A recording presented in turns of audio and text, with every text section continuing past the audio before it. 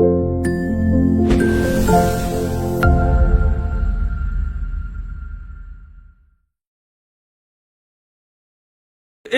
वैष्णव नवनीत प्रिया जी गोपाल जी की सेवा करता था, लेकिन उसके घर में इतनी दैन्यता थी कि एक बार का भोजन ही 3 बार में पाया जाता था। दोबारा बनाने की सामग्री नहीं इकट्ठी हो पाती थी।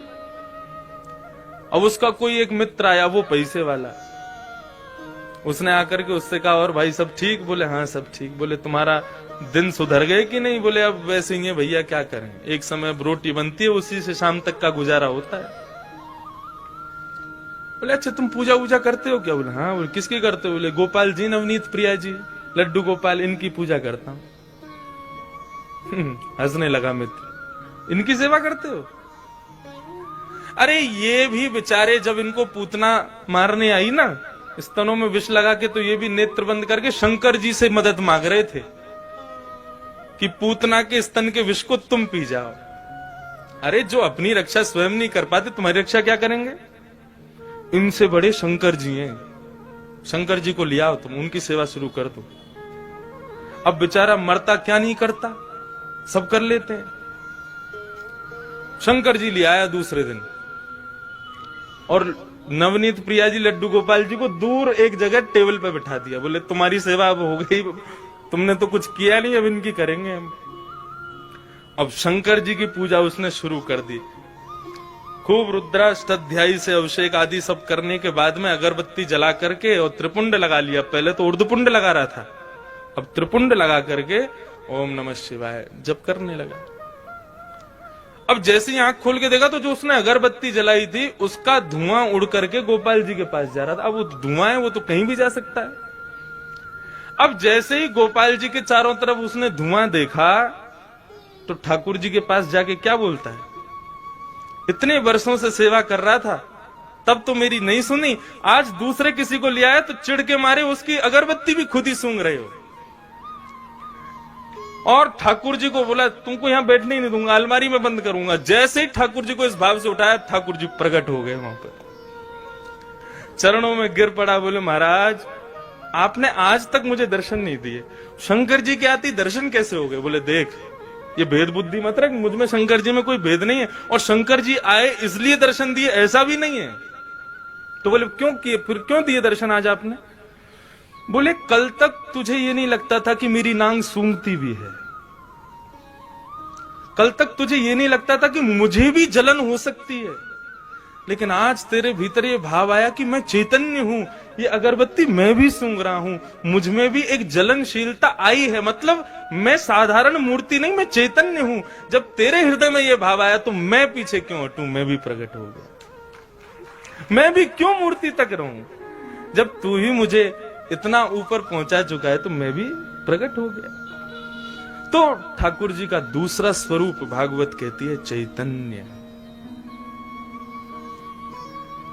उनमें सदैव वही भाव रखो, ये चैतन्य है। एक बार को मंदिर में विराज रहे ठाकुर में हमारी चैतन्यता का भाव रहता है कि नहीं ये ठाकुर जी हैं, इनके सामने बेल्ट नहीं पहननी, इनके सामने जींस नहीं पहननी, इनके सामने ऐसे नहीं जाना। लेकिन अपने घर के ठाकुर के सामने भी हम लोगों के अंदर चैतन्यता का भाव तो रहता नहीं। 2 दिन के लिए उदयपुर में महाराज किसी का ब्याह हो रहा है हमारे परिवार में, और 2 दिन के लिए जाना है पूरे घर को।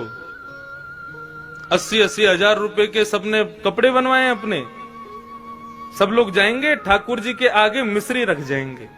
बोले हम तो जा रहे हैं उदयपुर, वहीं ब्याह में रहेंगे, थोड़ा आनंद करेंगे, आप मिश्री का भोग लगाओ। तुम रह लोगे 2 दिन मिश्री पे?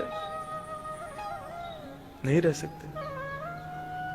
सब लोग इधर देखो, सावधानी से एक बात बता रहा हूं मैं, इस बात को समझ लेना। ये 24 अवतार तो ठाकुर जी के हैं ही हैं, ये 25वां अवतार जो अर्चा अवतार है, ये ठाकुर जी ने क्यों धारण किया? हमारे घर में ठाकुर जी अपनी सेवा कराने के लिए क्यों पधारे?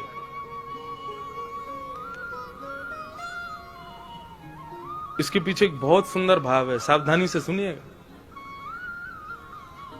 पूज्य गुरुदेव भी बैठे, उनसे भी निवेदन, दास के मन में ठाकुर जी की सेवा करते हुए एक भाव आया, तो मेरी इच्छा हुई कि मैं उस भाव को कहूं कि ठाकुर जी सबके यहाँ सेवा कराने के लिए हर घर में क्यों विराज रहे हैं। आप पूरे नाथ द्वारा को देख लो, हर घर में ठाकुर जी का चित्रपट ही सही विराज रहा होगा।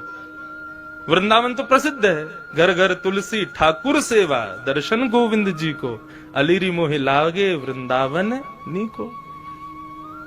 क्यों विराज रहे हैं ठाकुर जी हम सबके घर में? देखो, हम लोग जब वैकुंठ जाएंगे तो है ही, कोई रोक तो रहा नहीं हमको। एक ना एक दिन सबको जाना है वहां पर। तो यदा कदा हमारे द्वारा किए गए कृत्य के कारण यदि हमें कभी वैकुंठ के अलावा भी लोगों का दर्शन करना पड़ गया, मानो जैसे नरक का दर्शन हो गया या स्वर्ग का दर्शन करना पड़ गया, और उस पश्चात वहां पर बताया गया तुमने ये अपराध किया था इसलिए तुमको ये करना पड़ा, तो हम ठाकुर जी से शिकायत करने लग जाएंगे। प्रभु आपकी इतनी अर्चना करते हैं, इतनी सेवा करते हैं, इतनी पूजा करते हैं, इतना आपका नाम गुणगान करते हैं, उसके बाद भी हमारे जीवन में दुख, उसके बाद भी हमारे जीवन में कष्ट, उसके बाद भी हमारे जीवन में कभी सुख की अनुभूति नहीं, और उसके बाद भी जब हम संसार छोड़ के आए तो नरक का दर्शन। शिकायतें दुनिया भर की हम ठाकुर जी से करने लग जाएंगे। आपने ये नहीं किया, ये नहीं किया, ये नहीं किया, हम ठाकुर जी से शिकायतें करेंगे। भगवान बोले ये मुझसे शिकायत करे उससे पहले इसके यहां अर्चावतार रूप धारण करके बैठ जाओ इसके घर में। क्यों? बोले कभी ना कभी ये भी तो अपराध करेगा। सर्दी में कभी मुझे ठंडे जल से नहला देगा, भयंकर सर्दी में कभी मुझे हो सकता है पतला वस्त्र पहना दे, मुझे ठंडी लगे उससे। भयंकर गर्मी में खुद तो एसी में बैठेगा, मुझको पंखा भी नहीं चलाएगा, बिजली का बिल बढ़ जाएगा, मंदिर का पंखा बंद ही रहने दो। ये सारे अपराध ये करेगा मेरे साथ में, लेकिन मैं कभी शिकायत नहीं करूंगा। क्यों? हिसाब बराबर करने के लिए आया हूं, तुझे शिकायत करने योग्य छोड़ूंगा नहीं मैं। तुम भगवान से कुछ कह नहीं सकते कि भाई आपने ऐसा क्यों नहीं किया, आपने ये दुख क्यों किया। भगवान बोले तेरी शिकायत पूरी हो गई, अब मैं करूं शिकायत। भोग बनाते समय सब्जी देख करके भोग लगने से पहले ही तेरा मन ललचा गया था। एक बार भयंकर सर्दी में एक बार मुझे कहीं लेके जा रहे थे, बद्रीनाथ गए थे, मुझे इतना पतला वस्त्र पहनाया, मुझे सर्दी लगी, मैंने कभी शिकायत की तुमसे? तो मनुष्य की जितनी भी शिकायतें हैं उनका हिसाब बराबर हो जाए, उसके लिए ठाकुर जी अर्चावतार लेके आए कि आप ठाकुर जी से कुछ कह ना सको। यदि आपने कहा तो फिर ठाकुर जी कहेंगे। कितना भी प्रयास कर लेना, कितनी भी कोशिश कर लेना, अर्चावतार में एक ना एक अपराध तो हम करते ही हैं, लेकिन ठाकुर जी कभी कुछ नहीं कहते। तो वे चैतन्य है। और ठाकुर जी का तीसरा स्वरूप है आनंदम परमानंदम। ठाकुर जी आनंद स्वरूप है। श्रीनाथ जी का स्वरूप परमानंद प्रदान करता है। हमारे बाल कृष्ण प्रभु ने दुनिया भर के रूप धारण किए, कहीं पर बांसुरी बजा रहे हैं, श्री राधा वल्लभ जी में रोज ब्याह कर रहे हैं, बिहारी जी में नित्य मनोरथ कर रहे हैं, श्री गोपीनाथ गोविंद देव जयपुर में विराज रहे हैं, उनके भी अलग अलग रूप। लेकिन श्रीनाथ जी का जो रूप है, स्वरूप है, इसमें सब विराजमान है, सब विद्यमान है, क्योंकि ये वास्तविक आनंद स्वरूप है। एक भुजा ऊपर है और दूसरी भुजा कमर पर है। किस भाव से? सावधानी से सुनिए कथा बिल्कुल। श्रीनाथ, श्री यानी राधा, श्री यानी श्री किशोरी जी, श्री यानी श्री लाडली जी, और श्री लाडली के संग युक्त होकर के जो नाथ विराजमान है वो है श्रीनाथ। सुन वे तो पहली ताली बजा रहे हो, बात तो पूरी करने दो हमको। जल्दीबाजी मत करो। अब तो पंडाल भी अपना, समय भी अपना, कथा भी अपनी, उत्सव भी अपने, पूरा दिन है अपने पास। खूब भाव से सुनो कथा। वृंदावन में जो दर्शन नहीं है वो दर्शन श्रीनाथ जी में है। कैसे? आप लोग सब बाहर से पधारे हैं, इसलिए मैं जो अपने गुरुजनों से, जो अपने बुद्धिजीवियों से जो मैंने सुना, तो मैं कह दूं यहां पर। वृंदावन में किशोरी जी ठाकुर जी के बगल में विराज रही है, और स्वरूप में नहीं है, केवल नाम के रूप में श्री राधा रानी विराजती हैं वृंदावन में।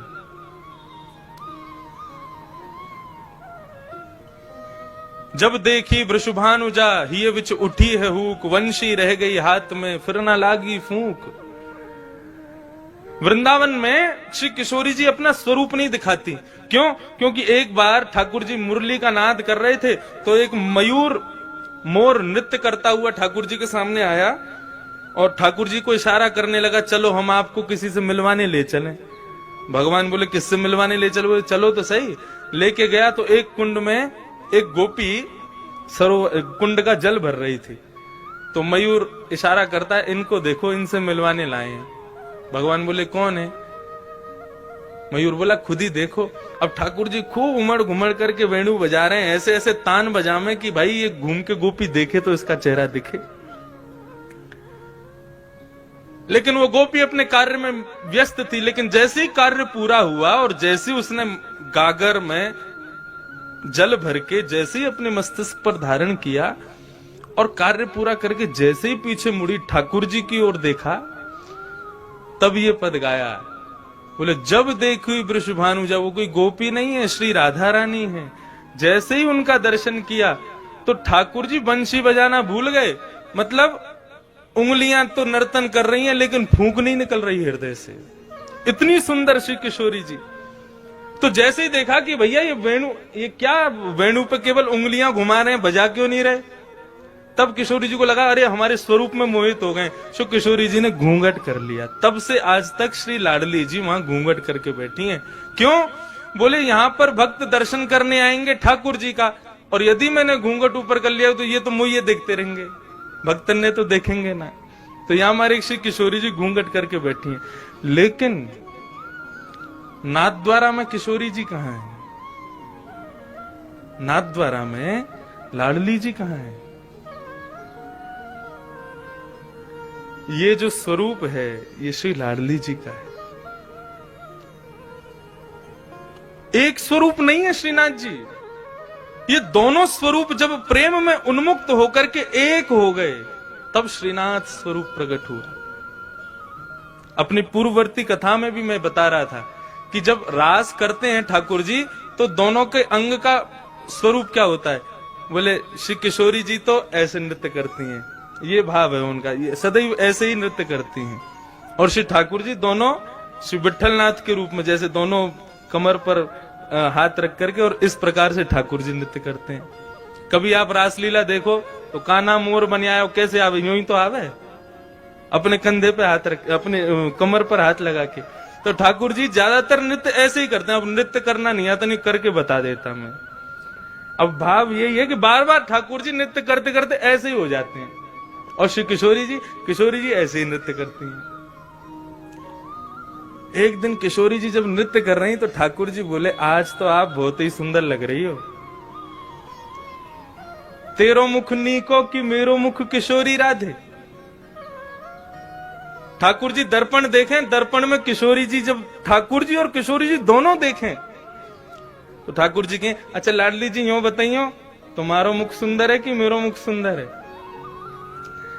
किशोरी जी कहें, जा प्रकार से अमावस्या में पूर्णिमा को चंद्रमा खिल जाए, तो पूर्णिमा के चंद्रमा को देखवे के काजे सबन की दृष्टि व काली अंधियारी को भी देखे, वैसे ही आप हो।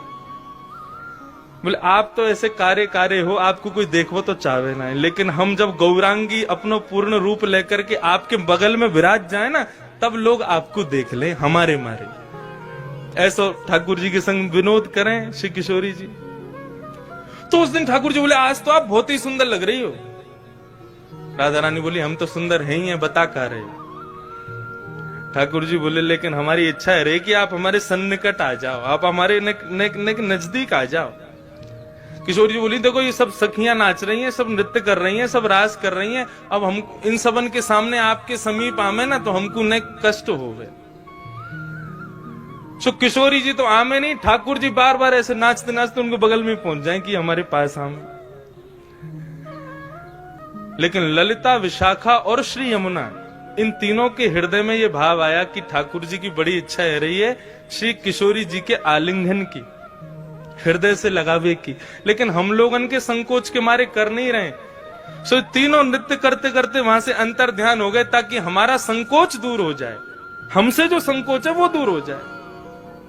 जैसे ही तीनों वहां से प्रस्थान किए, ठाकुर जी ने और श्री लाडली जी ने देखिए अब कोई ना है, अब तो समीप आ जाओ हमारे, आपको स्वरूप इतना बढ़िया मनमोहक लग रहा है।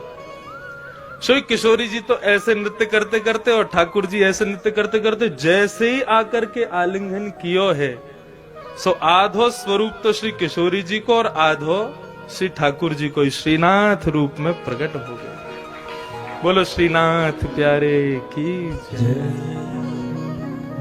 आप कभी गर्मी में यहां आना, मैंने तो अनुभव किया है। ठाकुर जी की जो उठी हुई भुजा है वो श्री राधा रानी है, और उस भुजा को जब आप देखेंगे तो उस भुजा में आपको गौर वर्ण का दर्शन होगा। अभी तो ठाकुर जी ने पूरा अंग ढका, केवल मुखमंडल दिखाते हैं, लेकिन कभी गर्मी में आप आओगे तब ठाकुर जी के श्री अंग का दर्शन कीजिएगा, आपको श्री किशोरी जी भी दिखेंगे। तो आधा भाग श्री लाडली जी हैं और आधा भाग श्री ठाकुर जी हैं, दोनों के रूप एक हुए तब श्रीनाथ प्रकट हुए। हमारे ब्रज वृंदावन में तो फिर भी राधा रानी ने थोड़ा सा दूर रह के बैठी हैं, लेकिन यहां तो एक में ही बैठी। और यहां आए कहां थे, कहां से आए, हमारे यहां से तो आए, हमारे ब्रज से ही तो पधारे। कल यहां पर प्रेस कॉन्फ्रेंस हो रही थी तो हमारे प्रेस के सब भाइयों ने हमसे पूछा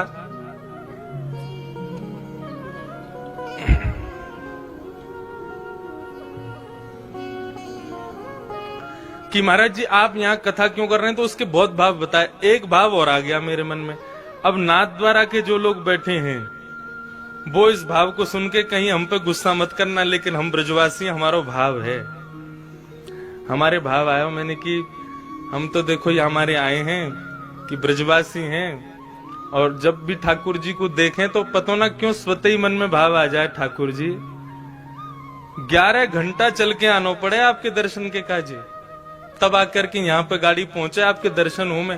फ्लाइट ते भी आओ तो 6-7 घंटा तो लग ही जाए, ट्रेन ते तो पूरी रात लग जाए। हम ब्रजवासी आपके प्राण धन है, आप ही कहो ब्रजवासी वल्लभ सदा मेरे जीवन प्राण। श्री गोवर्धन कभी कभी आपके बगैर सूनो लगे, तो हम ब्रजवासी इन पर कृपा करो, बहुत दिना विराज लिए राजस्थान में, अब जल्दी ब्रजधाम वापस चलो। हमारे हृदय में तो ये भाव आ जाए। तो प्रेस वाले क्या बोले, आप हमारे ठाकुर जी को चुरावे आए हो यहाँ पे? मैंने भैया चुरावे तो ना आए। बोले हमारे ठाकुर जी कहीं ना जाएंगे, अब संभव ही ना है, वो तो यहीं रहेंगे, यहाँ से कहीं नहीं जाएंगे। मैंने कि आप काहे को गुस्सा रहे हो, मतलब ठाकुर जी गए तो आप कौन से यहाँ रहोगे, आप भी आओगे, और मैंने हम सब ब्रजवासी सब आपका स्वागत करेंगे, पधारो।